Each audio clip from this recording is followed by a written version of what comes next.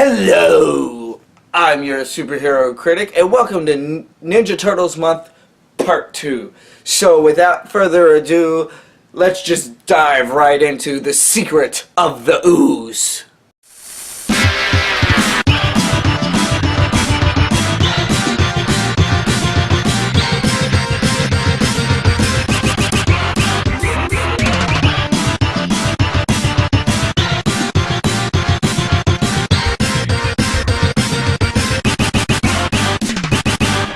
The movie opens with a zoom in on New York with one of my favorite movie opening tracks and random clips of people scarfing down pizza. In fact, I actually believe you could take any random clip of somebody eating a slice of pizza and it would fit into this opening credit scene.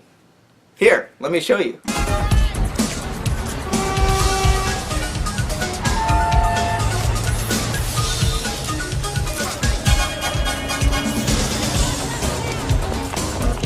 See, told you. We meet one of the main characters for this movie, Kino, who has a failed attempt at picking up chicks. Which one of you lucky girls gets a ride with me tonight? Dream on, dweeb.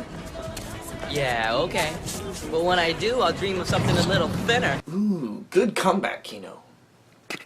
Hey, our delivery boy has turned criminal with unneeded curiosity.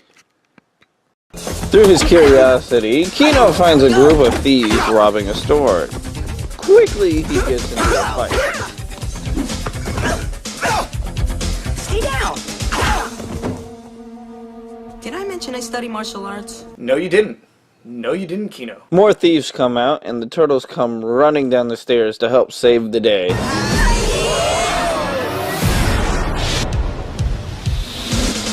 One thing I want to say about this movie is that due to all of the cussing and the violence of the first movie, we got butthurt parents who did not want as much cussing or violence in the movie, so instead of actual weapon usage throughout the movie, we get fights with belts, yo-yos, and sausages.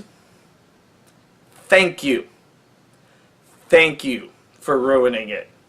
After the opening battle, we get a quick meeting of Kino being told by the turtles to call the police, and by the time he actually gets back, the turtles have already tied up all the thieves and even steal his pizzas.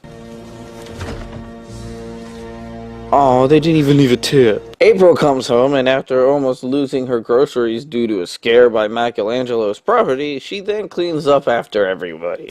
Michelangelo.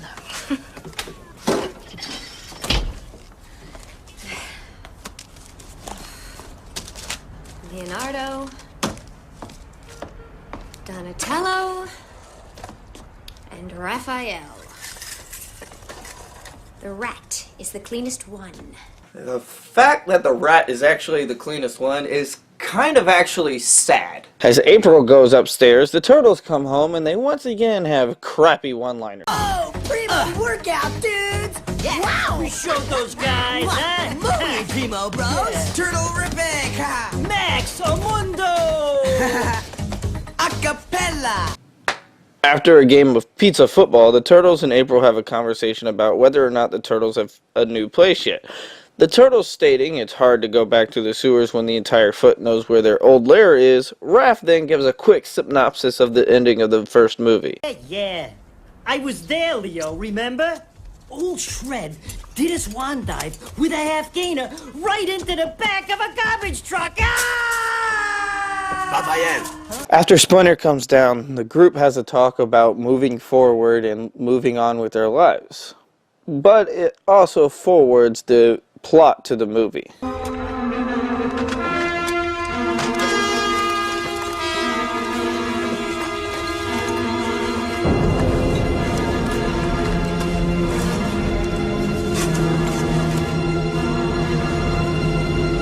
He's back. We then go to a junkyard where Captain Angry Pants himself, Tatsu, declares himself leader and that for anyone who challenges to step forward. I challenge. You, sir, have been downgraded. The scene jumps to April conducting an interview with the lead professor of a company called TGRI. We learn that they have some sort of hidden agenda. We also meet April's new intern, Freddy, who follows the TGR guys into a field and picks up a mutated flower.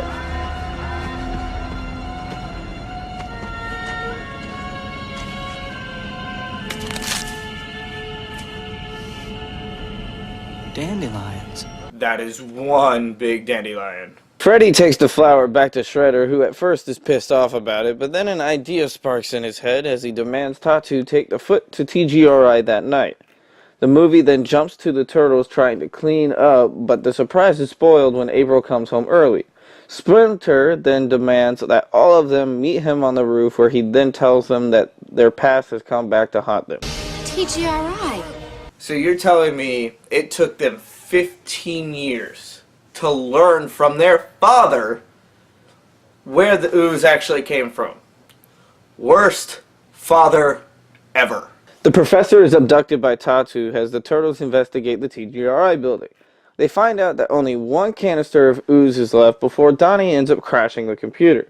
The Foots show themselves and the two teams play keep away with the canister until eventually it turns into a football game, complete with huddles and even a chair surfing joke. But alas, the Foot eventually win, and they do their ninja vanish. The Shredder is actually very excited that the Foot have actually succeeded and orders his minions to find the most dangerous animals that they can find. Back to April's, the Turtles are packing up their stuff to get April out of harm's way, but are stopped by Kino knocking on the door.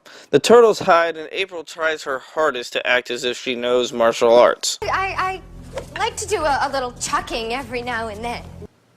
Before Kino leaves, he notices that Raph's foot is sticking out of his hiding spot, so he stomps on it. Splinter once again makes somebody faint once they meet.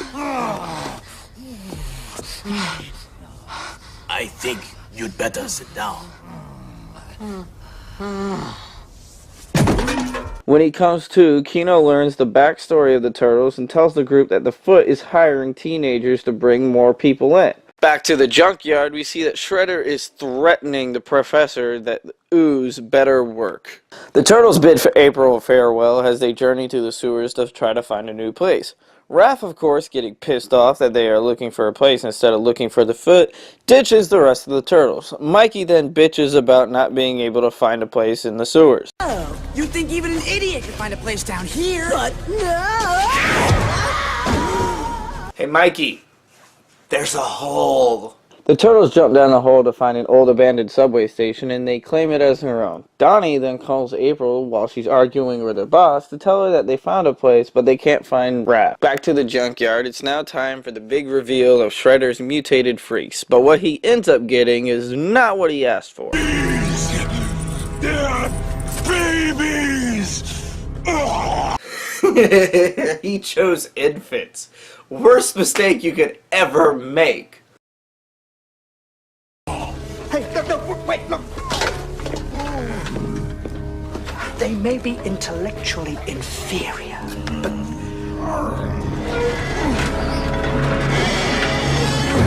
As you can see, they do have other attributes. Or the best mistake you could ever make.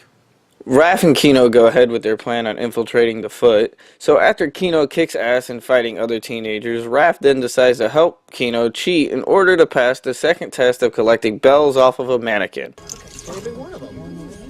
Is this enough? I do believe that's enough. After they get in, they quickly get caught by Tatsu, and the two have to defend themselves. While Kino gets away, Raph ends up being captured. Kino runs back to the city in order to tell April and the guys what happened. The other three Turtles then quickly make their way back to the junkyard, and after taking a couple guards, they find a tied-up Raph. Look, it's Raph. Yeah, a little too Raph. You guys, That joke's a little unfunny.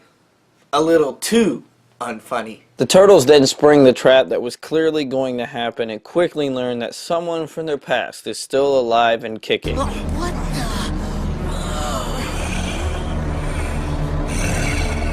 Oh, the Shred dude! No. It's him! So the Turtles are sitting ducks as the Shredder and the Foot bring the Turtles over a shitload of pointy objects, and everything looks grim for the Turtles until...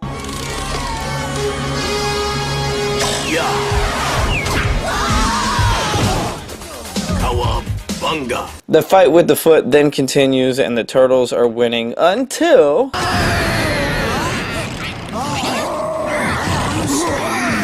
After a couple of failed attempts to take down Tonka and Razor from Raph and Donnie, Donnie gets thrown into the shed where the TGRI professor is being held. He quickly saves him. During the battle, Michelangelo finds a sewer behind a trash car, and the heroes make their hasty getaway and have to tell the professor their backstory. Freak, dude. We can explain. You see... 15 years ago, you came into contact with a green colloidal gel down in a sewer which transformed you into your present state. Fantastic. So it's the professor's fault you mutated. Good job, Professor. Good job. Back to the lair, Donnie has a depression mode. When he realizes that the ooze was all just an accident, we then jump straight to Tonka and Razor attacking the city at night. The next morning, April gets into an argument with Chief Stern because he once again can't or won't do anything to help out the city. Stearns, there are two very dangerous things out there. And just what exactly would you like me to do about it? Okay, seriously, after 2 movies, I have come to the conclusion that that cop is the worst cop on the planet.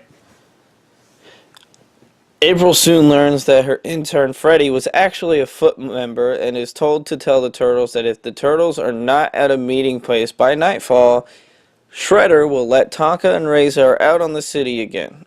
And through the help of the professor, the turtles hatch a plan to make an anti-mutagen to counteract a mutation, but there's only one drawback. Ingestion is the only course. What? You mean they have to eat it? So the question is, how will they get them to nom nom on this disgusting concoction? Well, I've got an idea. Holy crap, Mikey has a plan that doesn't involve pizza. So the turtles make good on their word and they show up at the meeting site. Of course, this was a trap for them with the Shredder, waiting with foot in hand and Tonka and Razor. Through quick thinking, Leo and Mikey give the mutants a before-fight lunch and everything goes well until... The turtles eventually get tossed around and end up retreating into the whitest dance club in New York. As they fight the mutants, the professor gives Donatello the plan that will help speed up the reaction to the anti-mutagen. After administrating the CO2, the Foot and Tatsu decide to join the fight, and they too quickly get dispatched while Tatsu gets a taste of turtle shell.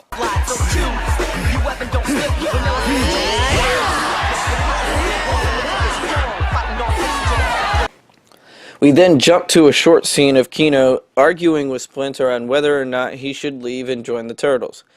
Back to the club, the Turtles decide to have a celebration dance-off while listening to the whitest rapper on the planet, Vanilla Ice, and his oh-so-classic ninja rap. The Shredder decides to crash the party, and Kino decides he's going to save the day by kicking the ooze out of his hand. He kidnaps a crowd member, threatening her with mutagen. That's when Mikey decides to pull out the rock and roll. Full volume. It's not your fault. Hit it, Mikey. Rock and roll. Yeah.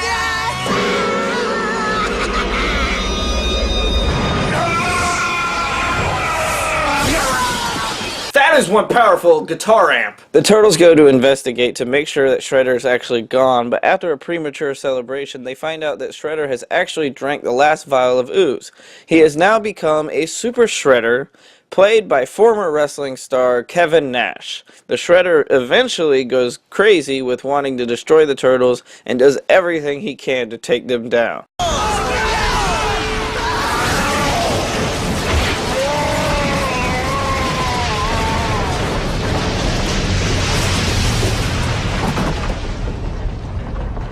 After the Turtles show that they have survived what seemed to be impossible, Shredder is also still alive. What? It can't be. Nobody could have survived that. No. I didn't question on how Shredder survived the garbage truck, but now you're telling me that Super Shredder survived an entire dock falling on him? Or not. So once again, we head back to the sewers to a very pissed off Splinter, who gets the second joke on the Turtles in the franchise and giving them another funny. Go, ninja, go, ninja, go! I made another funny. And there you have it. Ninja Turtles 2, Secret of the Ooze. I'm regretting this next movie. Next, I will be reviewing the movie that I personally feel should not be in existence. So join me next time when we go back in time with Ninja Turtles 3. I'm your superhero critic. I stay super if you stay awesome.